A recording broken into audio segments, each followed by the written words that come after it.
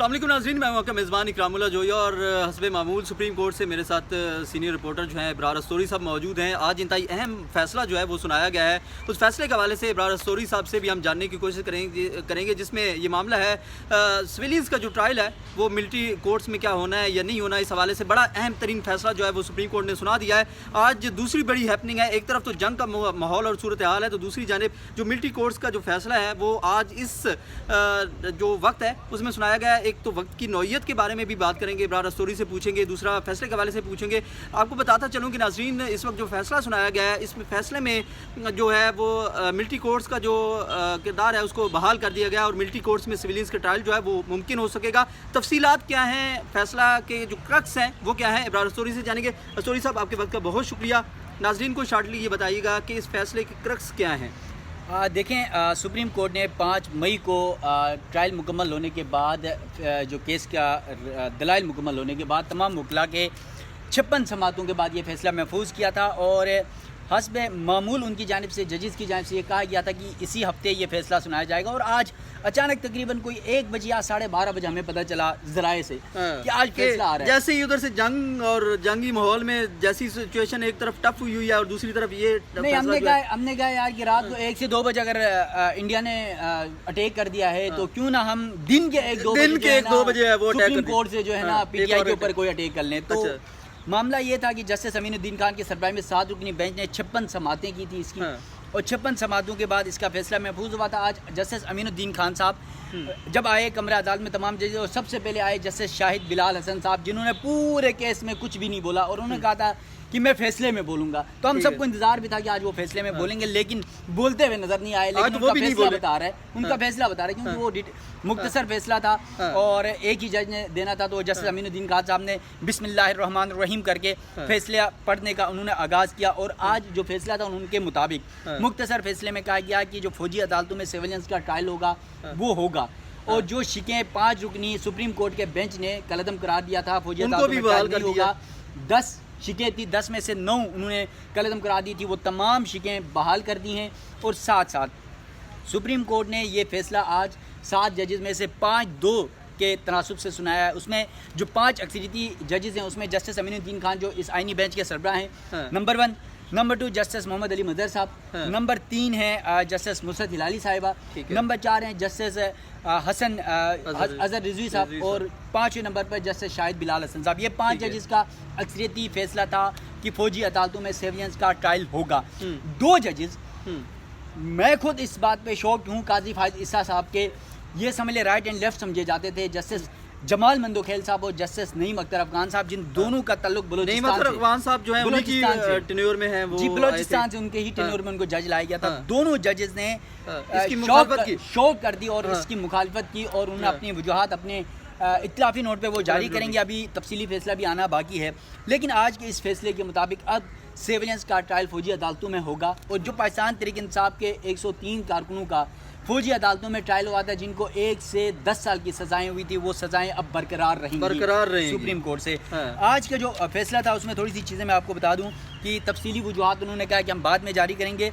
और आज उन्होंने सिविलियंस का जो ट्रायल था उसमें 5-7 से ये फैसला सुनाया था और जो 5 जजेस का सुप्रीम कोर्ट के ही 5 जजेस ने कलअदम करा दिया था, जिसमें 9-10 में से 9 जो पिछला फैसला है उसको बहाल कर दिया, वो खत्म कर दिया, कलअदम हो गया। अब अदालत ने कहा कि आर्मी एक्ट की कलअदम करा दी गई शिकें भी बहाल कर दी जाती हैं, जबकि आर्मी एक्ट की 3 शिकें 21D, 2D2 और जो 59(4) है वो भी बहाल कर दी गई है।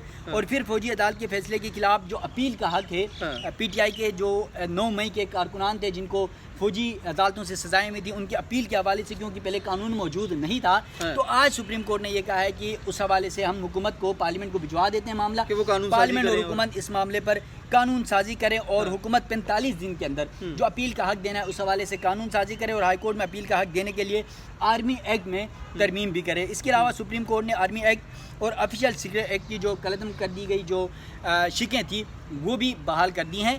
तो ये 56 समातें हुई इकराम, और यकीनन फैसला हम सबको पता था कि 26वीं आईनी तरमीम के बाद जो बेंच बना है 26वीं आईनी तरमीम के तहत ही उस बेंच से शायद यही ही तवक्को थी और तवक्को के ऊपर जो है वो पूरा उतरा है ये। और हमारे बहुत सारे दोस्त व्लॉग इस मामले पे कर चुके हैं पहले ही। बहुत सारे लोगों को तो ये बता दिया था कि 5-2 का फैसला आएगा, 6-1 का फैसला आएगा, 3-4 का फैसला आएगा। तो यकीनन वो आज हमने फैसला देख लिया। ये फैसला सबको पता था, बल्कि मुनीर फारूक साहब तो अपने प्रोग्राम में भी कह चुके हैं कि ये फैसला आएगा। तो वो फैसला भी आ गया और ये अपील का हक भी दे दिया गया। पीटीआई के जो 103 से या 105 कारकुन हैं उनको की सज़ाएँ भी अब बहाल रहेंगी और ये पाकिस्तान की अदलिया से मोहर लग गई, एक स्टैम्प लग गया और इंट्रा कोर्ट अपीलों पर आज हुकूमत को ये मानना पड़ेगा, हुकूमत और इस्टेब्लिशमेंट को बड़ी सुप्रीम कोर्ट से फतह नसीब हुई है। और आज पाकिस्तान तहरीक इंसाफ एक तरफ जो है वो फौज उधर से इंडिया से जीती है, आज सुप्रीम कोर्ट से भी जीत गया है। इब्रार अस्तौरी साहब आपके वक्त का बहुत शुक्रिया।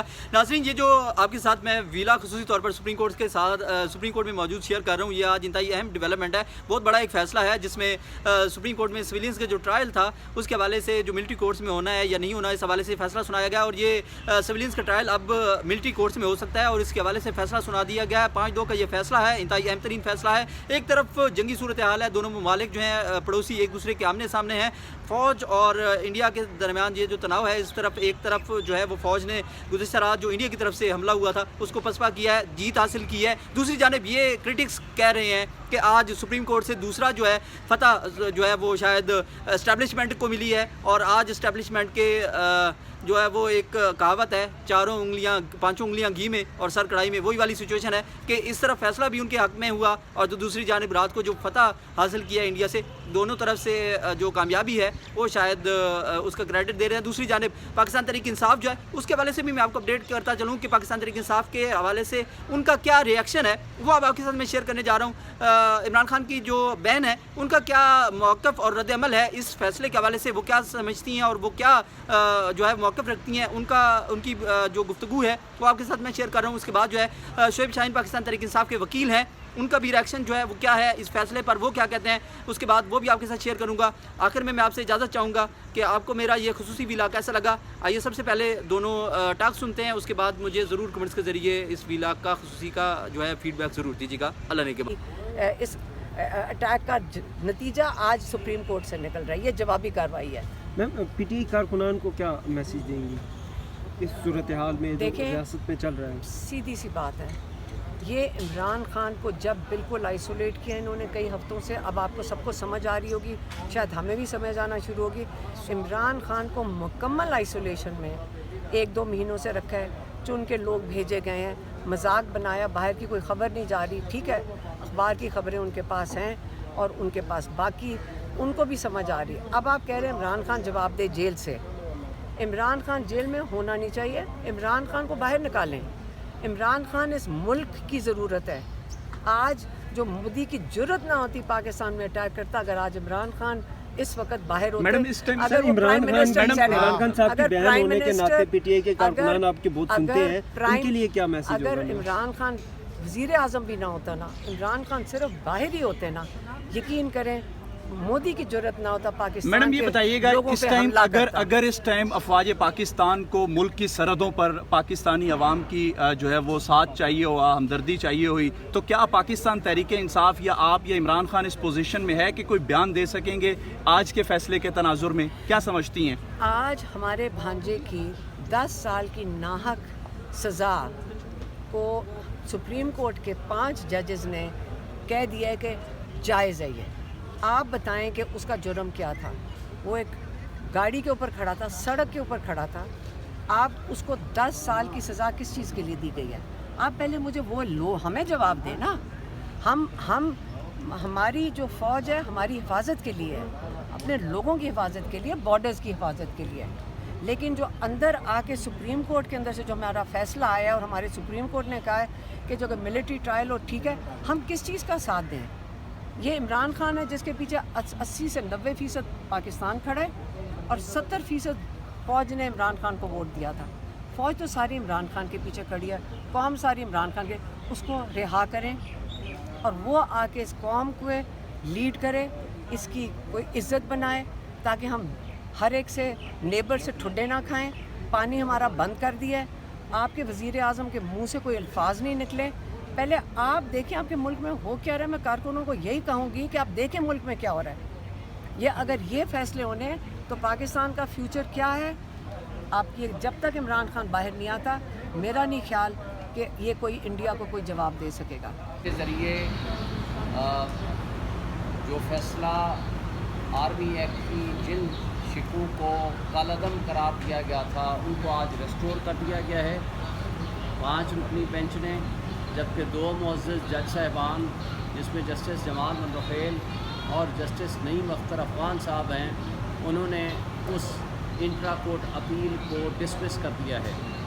आज का फ़ैसला जिसके ज़रिए फ़ौजी अदालतें बहाल हो गई हैं, ये एक मैं समझता हूँ पाकिस्तान की अदलिया की तारीख़ में एक स्याह तरीन फ़ैसला है।